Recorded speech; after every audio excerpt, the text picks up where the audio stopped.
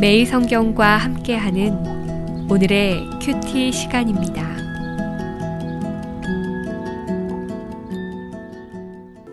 요한계시록 20장 1절에서 15절입니다. 또 내가 보매 천사가 무저갱의 열쇠와 큰 쇠사슬을 그의 손에 가지고 하늘로부터 내려와서 용을 잡으니 곧 옛 뱀이요 마귀요 사탄이라. 잡아서 1000년 동안 결박하여 무저갱에 던져 넣어 잠그고 그 위에 인봉하여 1000년이 차도록 다시는 만국을 미혹하지 못하게 하였는데 그 후에는 반드시 잠깐 노일이라. 또 내가 보좌들을 보니 거기에 앉은 자들이 있어 심판하는 권세를 받았더라. 또 내가 보니 예수를 증언함과 하나님의 말씀 때문에 목배임을 당한 자들의 영혼들과 또 짐승과 그의 우상에게 경배하지 아니하고 그들의 이마와 손에 그의 표를 받지 아니한 자들이 살아서 그리스도와 더불어 1000년 동안 왕노릇하니 그 나머지 죽은 자들은 그 1000년이 차기까지 살지 못하더라. 이는 첫째 부활이라. 이 첫째 부활에 참여하는 자들은 복이 있고 거룩하도다. 둘째 사망이 그들을 다스리는 권세가 없고 도리어 그들이 하나님과 그리스도의 제사장이 되어 1000년 동안 그리스도와 더불어 왕노릇 하리라. 1000년이 참에 사탄이 그 옥에서 놓여 나와서 땅의 사방 백성 곧 곡과 마곡을 미혹하고 모아 싸움을 붙이리니 그 수가 바다의 모래 같으리라. 그들이 지면에 널리 퍼져 성도들의 진과 사랑하시는 성을 두루매 하늘에서 불이 내려와 그들을 태워버리고 또 그들을 미혹하는 마귀가 불과 유황못에 던져지니 거기는 그 짐승과 거짓 선지자도 있어 세세토록 밤낮 괴로움을 받으리라. 또 내가 크고 흰 보좌와 그 위에 앉으신 이를 보니 땅과 하늘이 그 앞에서 피하여 간데 없더라. 또 내가 보니 죽은 자들이 큰 자나 작은 자나 그 보좌 앞에 서 있는데 책들이 펴 있고 또 다른 책들이 펴졌으니 곧 생명책이라. 죽은 자들이 자기 행위를 따라 책들에 기록된 대로 심판을 받으니 바다가 그 가운데에서 죽은 자들을 내주고 또 사망과 음부도 그 가운데에서 죽은 자들을 내주매 각 사람이 자기의 행위대로 심판을 받고 사망과 음부도 불못에 던져지니 이것은 둘째 사망 곧 불못이라. 누구든지 생명책에 기록되지 못한 자는 불못에 던져지더라.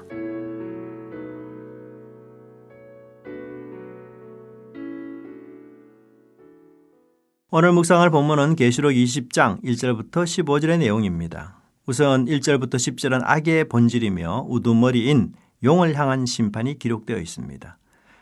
그 중에서 1절과 3절은 용이 1000년 동안 무저갱에 결박되어 갇혀 있다고 합니다.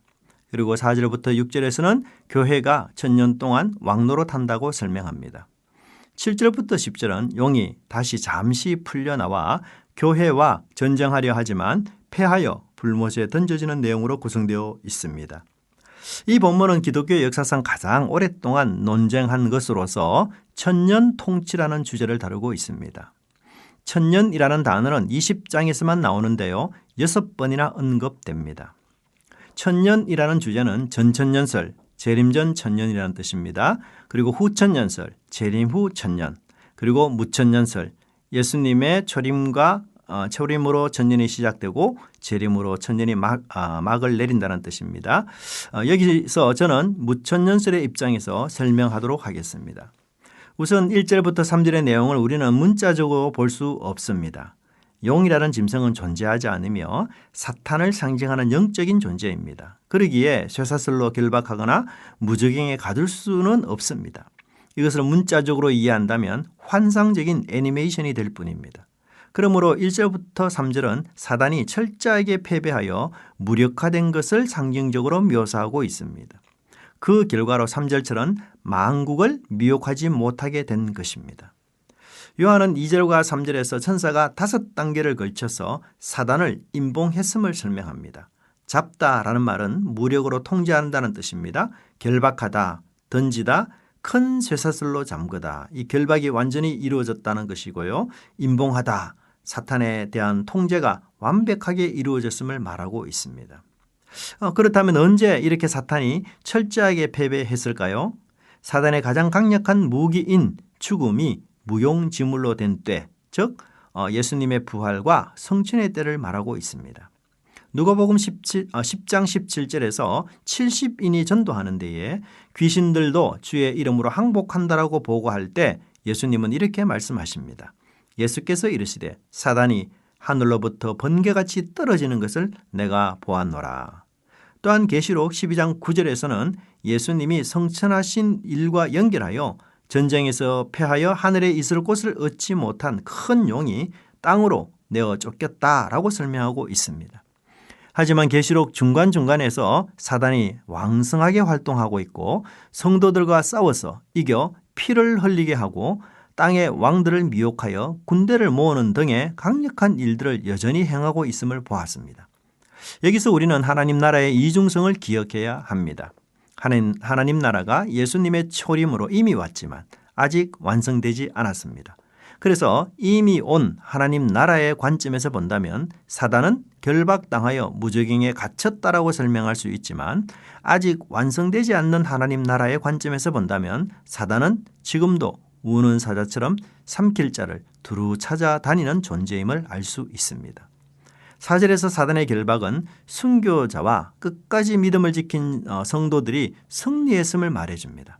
뿐만 아니라 이들은 첫째 부활에 참여한 자들로서 둘째 사망, 즉 영원한 심판을 받지 않는 복된 자들입니다. 더 나아가 그들은 제사장이 되어서 그리스도와 함께 1000년 동안 왕노릇한다고 합니다. 성도들이 제사장이 되어서 왕노릇한다는 이 표현은 이미 계시록 5장 10절에서 말하고 있습니다. 그렇다면 성도들이 어떤 일 때문에 이렇게 왕노릇하게 되었을까요? 계시록 5장에서 예수님의 십자가의 죽음을 통한 구속의 결과로 성도들이 왕노릇하게 되었다라고 설명합니다. 지금은 교회가 왕노릇하는 기간이며 복음이 왕노릇합니다. 축기가 일어나고 사단의 종된 자들이 하나님의 백성이 되는 기적이 일어나며 빛이 어두움을 이기는 역사가 일어납니다. 2000년 전 예수님과 12제자로 시작되었던 하나님 나라의 운동이 이제 전 세계로 확대되어 거대한 나무가 되었습니다. 지금도 많은 나라에서 순교를 각오한 신앙을 지키고 있으며 어떤 환난과 핍박과 고난도 능히 견디며 복음으로 승리하는 하나님의 백성들이 있습니다. 지상교회 성도들의 꿈은 무엇일까요?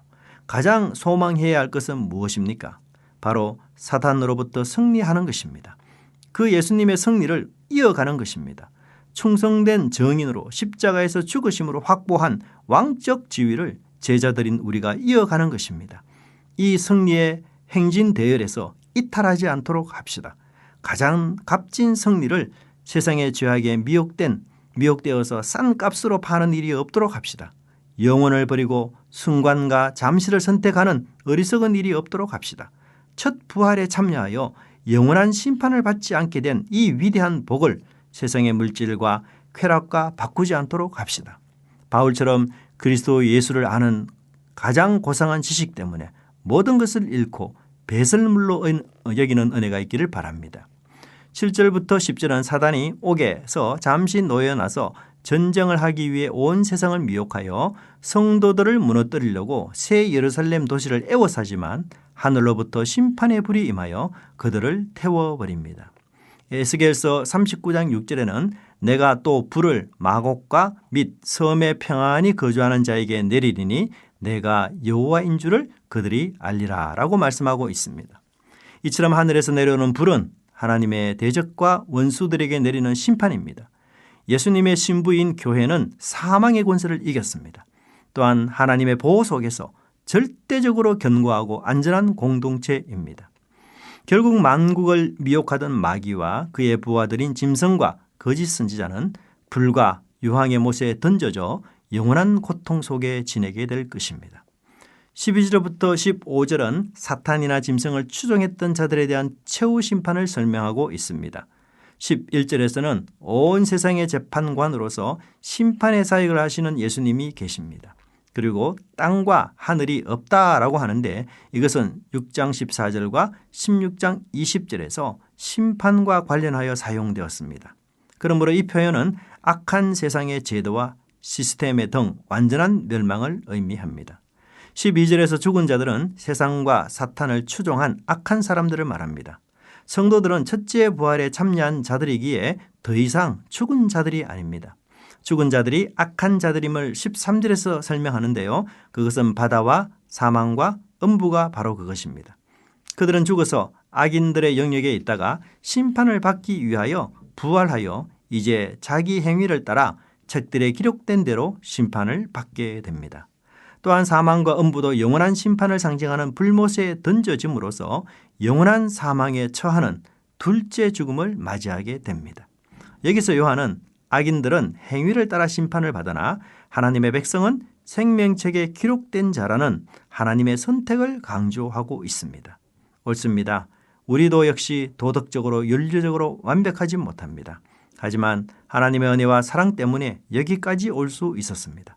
그렇기 때문에 더욱 굳게 서서 세상과 우상과 싸우는 그리스도의 군사로서 임무를 다해야 할 것입니다. 기도하겠습니다. 하나님, 무능하고 어리석은 저희들을 선택하시고 은혜를 베풀어 주셔서 그리스도 왕국의 군사로 불러주시니 진심으로 감사드립니다. 귀한 복음이며 놀라운 복음입니다. 값진 성리이며 잃어버릴 수 없고 놓칠 수 없는 멸관입니다. 지금은 섞여 있어도 최후 심판 때에는 분명히 갈라지며 분명히 구분되며 영원히 다른 운명을 맞이한다고 했습니다. 이 진리 때문에 지금 이 세상에서 사는 나의 삶이 달라지게 하옵소서. 예수님의 이름으로 기도합니다. 아멘.